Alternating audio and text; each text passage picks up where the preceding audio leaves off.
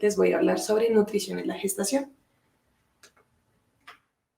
Entonces, el objetivo de este espacio es lograr entender cómo el consumo de una dieta saludable, adecuada y bien balanceada va a llegar a tener un papel fundamental en el curso y desenlace del embarazo, lo cual va a generar grandes beneficios para este binomio madre-hijo. Asimismo, entender cómo se ha convertido esto en un factor de motivación para las madres gestantes para realizar cambios en sus hábitos alimentarios y asimismo lograr marcar una diferencia. Por otro lado, también entender cómo el estado nutricional de la mano con estos hábitos alimentarios de la madre durante y después del embarazo va a lograr influir en la descendencia, donde logramos envolver todo este proceso de la gestación-embarazo como un proyecto que debe también de la mejor manera tener una planeación. Entonces, para empezar a entrar un poco en materia, vamos a hablar un poco cómo es este proceso de nutrición en la gestación, donde inicialmente tenemos la madre, quien es el actor principal en este escenario, quien a través de los alimentos va a obtener todos estos nutrientes maternos, los cuales después de su debido proceso de digestión, absorción y metabolización, van a pasar al torrente sanguíneo para luego pasar a la placenta y finalizar en el feto, el cual los va a utilizar para su adecuado debido crecimiento y desarrollo. Entonces, a nivel nutricional se tienen ciertos pilares de gran importancia al hacer la valoración. Entonces, dentro de esos pilares está el estado nutricional preconcepcional, la ganancia de peso y la alimentación. A lo largo de la presentación vamos a ver cómo cada uno de esos pilares está directamente relacionado. Entonces, empezando por el estado nutricional preconcepcional. En cuanto a la valoración, se entiende como este punto de partida, el cual engloba diferentes factores. Factores como la antropometría y la composición corporal, porque aquí en donde empieza a tener en cuenta lo que es el tejido adiposo, las reservas de tejido muscular de la madre. Por otro lado, los hábitos alimentarios y el estilo de vida, porque aquí vamos a empezar a ver cómo se tienen esos almacenamientos de nutrientes vitales para este proceso, y los aspectos psicosociales y psicomotores, los cuales también van a influenciar un poco sobre esos hábitos y estilo de vida y las decisiones con respecto al consumo de alimentos. Entonces, en cuanto a la ganancia de peso, sabemos que la ganancia de peso es un proceso fisiológico normal durante la gestación, pero asimismo, anteriormente se creía que la ganancia de peso de pronto se podía englobar de manera muy general para todas las gestantes, creyendo que era de pronto un rango o un valor para las gestantes independientemente de pronto a su estado nutricional o sus condiciones. Entonces, dentro de los múltiples factores que pueden llegar a afectar o determinar cuál es esa ganancia de peso adecuada, se encuentra el estado nutricional preconcepcional o pregestacional de la madre. Aquí quiero aprovechar para mostrar un poco del marco legal que se tiene a nivel nacional. El Ministerio de Salud y Protección Social emite la resolución 2465 en el 2016, la cual nos permite tener herramientas para la valoración antropométrica y la clasificación de la misma en los diferentes grupos etarios a nivel poblacional. A nivel gestacional, ¿qué nos indica?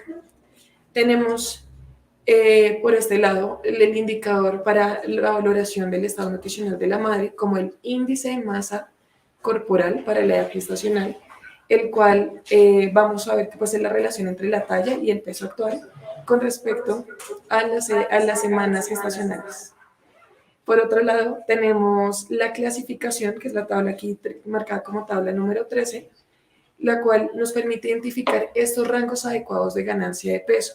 Como les comentaba anteriormente, no esperamos una ganancia de peso igual si tenemos en un escenario, por ejemplo, una mujer que inicia el embarazo con un IMC por debajo de 20, que inicia en un estado de pronto de delgadez o de bajo peso, donde vemos que un incremento de peso adecuado y o esperado se encuentra entre los 12 y 18 kilogramos para los 9 meses de gestación.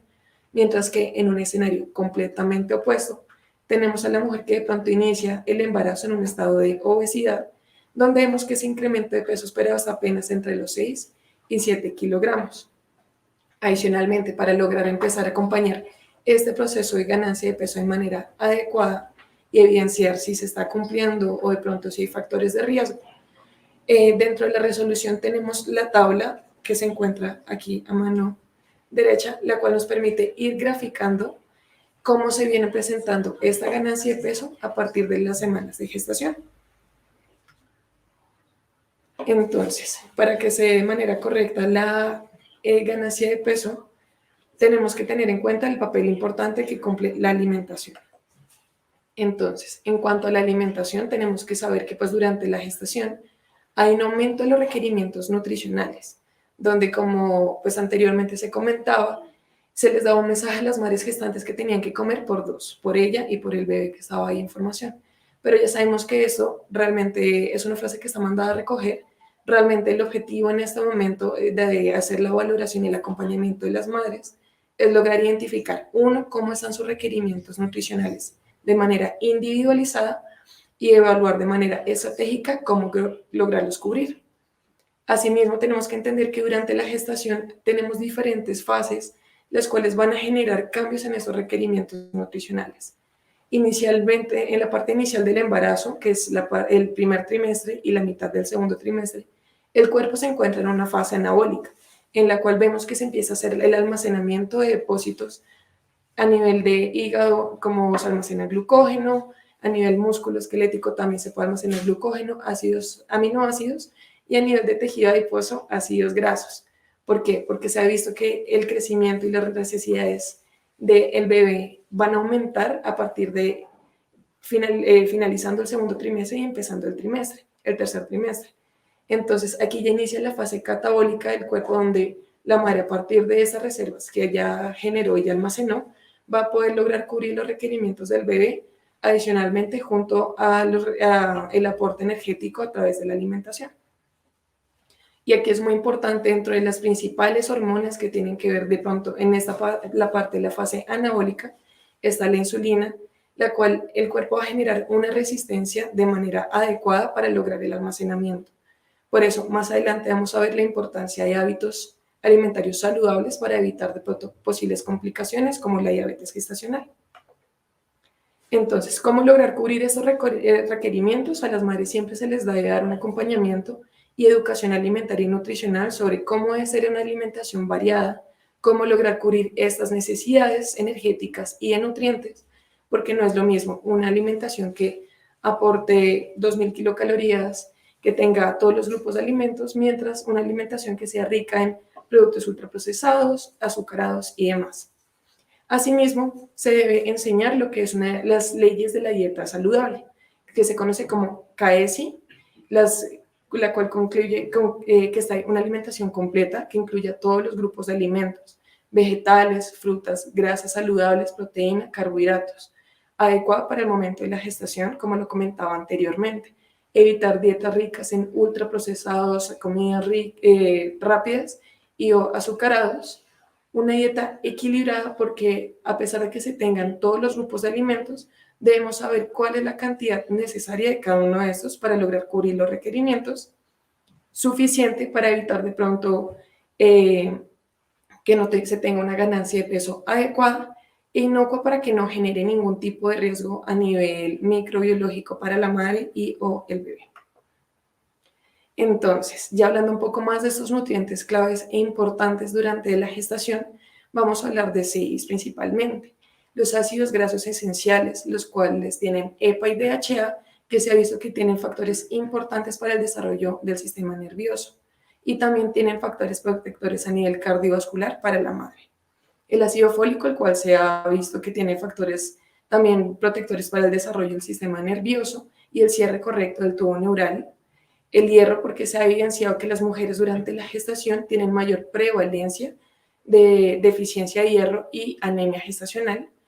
El calcio, el cual nos puede ayudar dentro de las múltiples funciones que tiene el calcio. El calcio es vasodilatador, entonces nos va a ayudar a regular toda la parte de la tensión arterial, y asimismo nos va a contribuir con la formación a nivel de tejido y muscular y óseo adecuado. Yodo, el cual nos ayuda a regular toda la parte de las hormonas tiroideas de la madre, y vitaminas como la A y la vitamina D. La vitamina A, porque se ha visto cierta prevalencia de deficiencia de vitamina A en las mujeres gestantes, y por eso mismo desarrollo de ceguera nocturna. Vitamina D, por el otro lado, porque nos va a ayudar a la absorción del calcio y la fijación del mismo. Entonces, aquí es importante resaltar que a nivel nacional existe la Estrategia de Prevención y Control de Deficiencia de Micronutrientes, la cual se planteó del 2014 al 2021. Actualmente estamos esperando la actualización, la cual nos da el esquema de suplementación. Es importante recalcar que este esquema de suplementación se debe realizar siempre de la mano con el médico tratante para lograr determinar los requerimientos y las necesidades de cada madre de manera individualizada. Aquí en los esquemas de prevención de micronutrientes, hablamos de la suplementación de 4 micronutrientes vitales y de los momentos ideales de iniciar la suplementación. Por un lado, tenemos el hierro y el ácido fólico, el cual se recomienda iniciar la suplementación lo antes posible. El ácido fólico está hasta recomendada la suplementación en mujer en edad fértil. Así logramos tener unos adecuados depósitos para el momento de iniciar el embarazo, ya poder empezar a cubrir con los requerimientos y necesidades del mismo. Por otro lado, tenemos la suplementación de calcio, el cual se puede recomendar a partir del 5.º mes y se debe priorizar la suplementación en mujeres que tienen susceptibilidad para el riesgo de hipertensión. Y por otro lado tenemos lo que es la vitamina A, la cual se recomienda la suplementación finalizando el 2.º trimestre y empezando el 3.º, o aquellas mujeres que tengan prevalencia de desarrollo de ceguera nocturna. Asimismo, queríamos resaltar este espacio que hay diferentes complementos nutricionales en caso de mujeres que han tenido dificultades para lograr una ganancia de peso adecuada. Existe una variedad amplia de productos en el mercado. Aquí quisimos resaltar 2, pero realmente hay una gran variedad de opciones, las cuales permiten apoyar el proceso de alimentación y ganancia de peso adecuada con los nutrientes vitales e importantes en este proceso. Entonces, ya sabemos la alimentación, el papel que juega, y ahora vamos a hablar un poco de esa educación alimentaria y nutricional que se debe realizar para llegar a tener una dieta saludable y cubrir con los requerimientos. Dentro de los aspectos que se educa la madre gestante, siempre se enfoca en cuanto a la calidad y cantidad de los alimentos. Asimismo, cómo se debe realizar esa inclusión de cada uno de los grupos de alimentos. Por otro lado, tenemos la importancia de una dieta o una alimentación fraccionada, la cual nos va a facilitar el cubrir los requerimientos nutricionales de una manera mucho más fácil a comparación de pronto de una dieta que solo tiene 3 tiempos de comida, va a generar que los tamaños de porción sean mucho más amplios o más grandes y de pronto vaya a haber dificultad para el consumo de los mismos. Asimismo, con el fin de generar y tener una alimentación un poco más estructurada, se sugiere la fijación de horarios para la alimentación. Y al tener una dieta fraccionada en 6 tiempos de comida, se están evitando periodos largos de ayuno, lo cual puede favorecer a sintomatología como náuseas y o gastritis. Por otro lado, dentro de las estrategias y lo que se recomienda para las madres gestantes, está el aumento del consumo de carnes, vísceras, porque son fuentes de proteína, hierro y calcio, ácido fólico. Por otro lado, consumo de productos lácteos y derivados también por las proteínas y porque son alimentos fuentes de calcio y vitamina D. Asimismo, proteínas adicionales como huevos y leguminosas, las cuales van a beneficiar con aporte de proteínas, pero van a lograr mayor variación en la dieta y cantidad de nutrientes que se están consumiendo. La importancia del consumo de frutas y verduras y cómo se deben consumir, porque debido a que estas pues, son alimentos fuentes de vitaminas, minerales, antioxidantes y fibra, se recomienda preferiblemente, dentro de lo posible, consumirlas crudas, frescas y enteras. ¿Por qué? Crudas, al momento de cocción de frutas y o vegetales, vemos pérdida de los minerales. Frescas para que no signifique un riesgo de pronto a nivel microbiano, y enteras para evitar de pronto pérdida de nutrientes al momento de licuado o procesos como este. Adicionalmente, como se tiende a presentar tendencia al estreñimiento durante la gestación, se recomienda un consumo adecuado de alimentos fuentes de fibra, como esos cereales integrales. Por otro lado, como les venía comentando, dentro de las alteraciones metabólicas normales durante el embarazo está la resistencia a la insulina. Pero si no se tiene un cuidado adecuado, se puede llegar al desarrollo de la diabetes gestacional y todas sus complicaciones secundarias. Por eso es muy importante hacer énfasis a las mujeres gestantes que se debe limitar el consumo de azúcares, miel, panela, fructosa y demás productos que vayan a generar esos picos de glicemia. Por otro lado, para evitar esos picos hipertensivos, Se debe hacer mucho énfasis en reducir el consumo de sal y todos esos productos altos en sodio. Asimismo, brindar alternativas de productos naturales para lograr sazonar y dar sabor a los alimentos. Asimismo, para contribuir para el mejoramiento de sintomatología como el estreñimiento, es muy importante una hidratación adecuada, donde se debe fomentar el consumo de agua o bebidas naturales libres de azúcar. Al momento de realizar la educación alimentaria y nutricional, también se debe hablar un poco de estas técnicas culinarias y emplear unas un poco más sencillas, evitando frituras, empanizados, guisos, los cuales tienen un alto contenido de grasa. Por otro lado, verificar y empoderar a las mujeres para que al momento de realizar compras logre entender cómo está el rotulado nutricional y poder tomar una decisión más consciente, prefiriendo aquellos productos que tengan menor contenido de azúcar, grasa saturada y sodio. Asimismo, como les comentaba, para que sea una dieta adecuada para este momento fisiológico, es importante evitar el consumo de comidas rápidas, productos de paquetes, gaseosas, bebidas azucaradas y energizantes.